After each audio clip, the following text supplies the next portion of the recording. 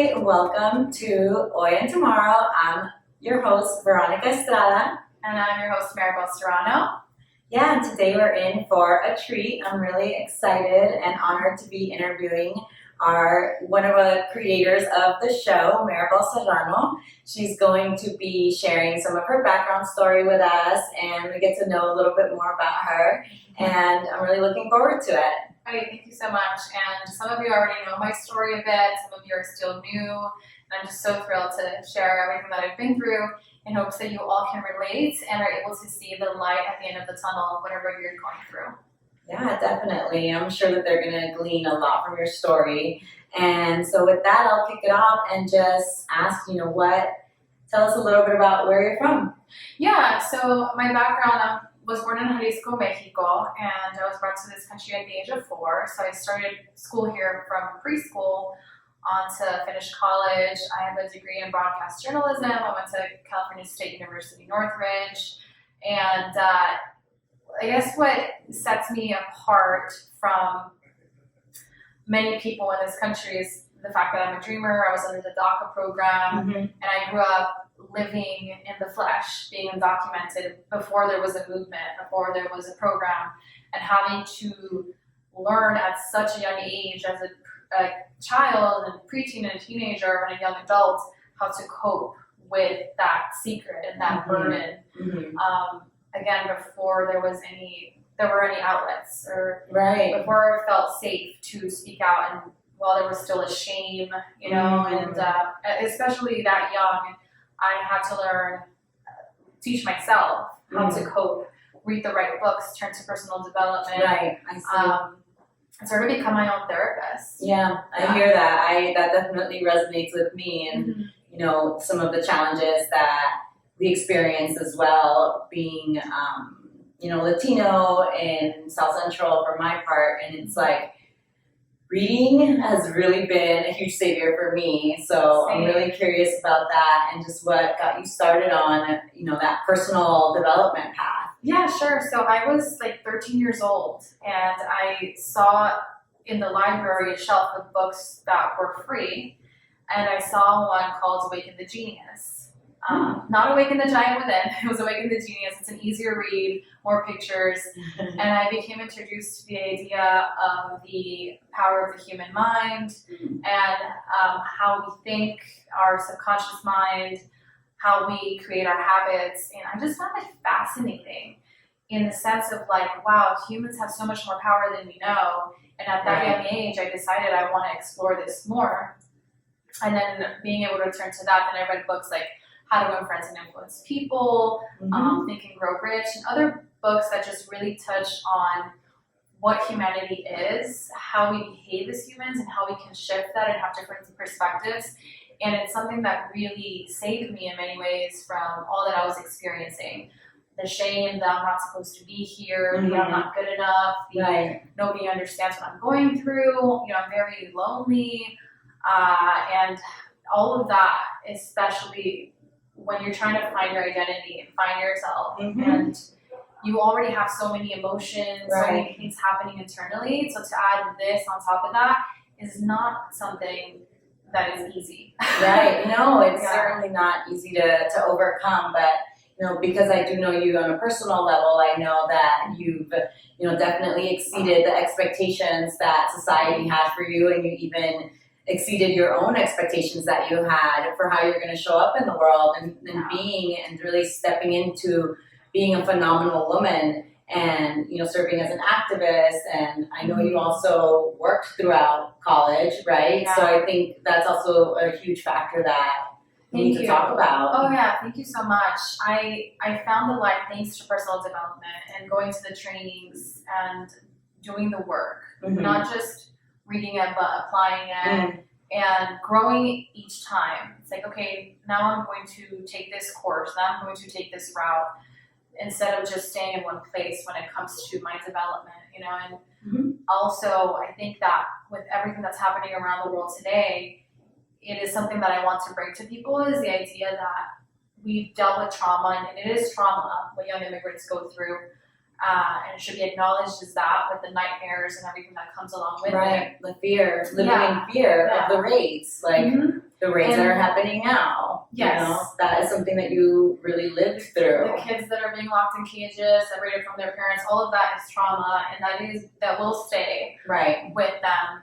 And I think that the scars cannot be erased. Like, the scars will always be there, but I do think that we have the power to heal through it. It will take work. It will take effort. It will take, development. But discipline, Yes. and just that belief. I think what it starts with really is knowing in your heart of hearts and having that belief that we can overcome, and knowing that the human spirit thrives when it's challenged, and that each challenge you can learn from, you can grow from, you can push yourself to the next level, and you were self-taught in personal development, like I was too on a lot of levels. Like, there's so much free content now, and it's accessible for everyone, and that's part of what we want to do as well. We want to bring some of this personal and professional development to our community, have it be easily accessible so that you too can level up your mind and your body and your life, and really overcome these traumatic experiences that we've all suffered. Yeah, and whether you're someone who had an ideal childhood or grew up undocumented like myself, we all have issues. We all have problems that we deal with, and we all wish that our childhood would have been different in one way or another. Right. And what I've learned is that this is a daily habit. You have to every day work on your happiness, every day do something for yourself, and make it a practice like you would make working out a practice. Yeah. I think that is the key, is embracing it as a daily habit. What can I do for myself today? How can I feel better? Is it meditation? Is it therapy? Is it reading a book? Is it writing down what I'm grateful for? And making that part of your everyday ritual is where the key is to be able to manage and to cope with whatever it is that you went through or are going through currently. Right. I think that's such an important point, because, again, it's like working out. You don't just get the perfect body and then you're like, okay, I'm done now. You basically have to keep going. It's maintenance. Like, your car needs maintenance, our phones, our computers, everything needs maintenance. And so does our mind, our heart, and our soul. We definitely need that. And the rituals you're talking about, that's the maintenance that's going to help you find a deeper joy in your life. It's going to help you find more meaning, regardless of if you're at a job that you don't like, or if you're in a neighborhood you don't like. All that stuff is not going to matter. It's what you put in your mind. Nobody can take it from you, and you have the power. And not letting anybody shame you for wanting to take care of yourself. I had to work through that as well, because I felt like I didn't deserve something as simple as a massage.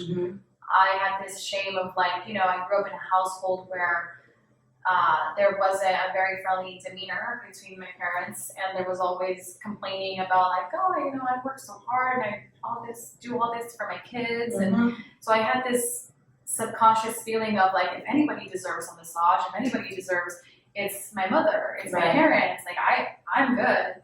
But in reality, like, we deserve our well-being. We deserve feeling good and pampering ourselves regardless. Like, as human beings, I think it is one of our divine rights to be happy, to take care of ourselves. Right. And again, that was learned. That was not something that instinctively came to me, but now one of my best things to do is just take care of myself, because I feel like that really helps me enjoy life and be the best I can for the people around me.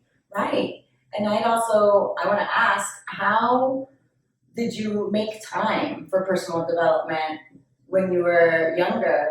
Did you keep watching hours and hours of TV? Like, what sacrifices did you make in order to make time for this activity? A lot of reading. So I took the bus everywhere when I was growing up, and I would take the bus sometimes to school and then work and then school again. Like, that was my life for so many years. It's always just busy. Hours. I was in survival mode. So taking books with me to read on the bus, and then every night before going to bed, I would take some time to read. I would highlight. I wrote a lot in notebooks about what I was feeling. And I still have letters from when I was, like, a young teenager that I wrote to myself about, like, just what I'm going through, how do I cope through it, and hopefully one day I will learn. It's beautiful. So I think just you know, it brought me happiness. And so when something brings you happiness, it's not hard to find time. Yeah, that totally resonates with me. And it also goes with, you know, what I just read in Atomic Habits, where you are instilling these new things that you want to do while you're already doing something that is already part of your routine. For example, riding the bus. You're already doing it, so instead of just listening to music, you were like, let me take these books and read them. And stacking your good habits so that that way you continue to build on them, and it becomes easier and easier to do the things that are good for you versus getting stuck doing the stuff that's not so, you know, productive for the soul. Yes. And I didn't have money at the time, so again, this all is free. It's not like people can't say you have to have money to take care of yourself. Absolutely not. It costs nothing to sit in a quiet place, become present to your thoughts. It costs nothing to read a great book every night. Yeah. And, you know, just to find the right advice from the right people. Right. Even social media. Like social media, I had to curate mine to take out anything that was causing me stress and like wanting to compete with other people, and I started just following very inspirational accounts on Instagram, on you know, all the social media platforms. I decided to not fill my mind with that kind of stuff because it has a huge effect, as you mentioned, the power of the mind. But just if you're going to be on Instagram, make sure you're looking at positive stuff that really builds you up and that inspires you to heal into your own epic greatness. Including this channel, and especially this channel. Yes, yes, we want to bring you inspirational information and share our stories so that you know that it's possible to overcome these obstacles no matter where you come from. The future is wide open and nothing can hold you back. Absolutely. Thank you so much, Veronica, and all of you guys for watching and tuning in. Thank you for sharing your story, Maribel. We're excited to keep getting to know you as the season progresses. Thank you, and I cannot wait for everyone to see both of our interviews and be complete with knowing a little bit about us. Yeah, I'm excited. Bye. Thank you. Bye.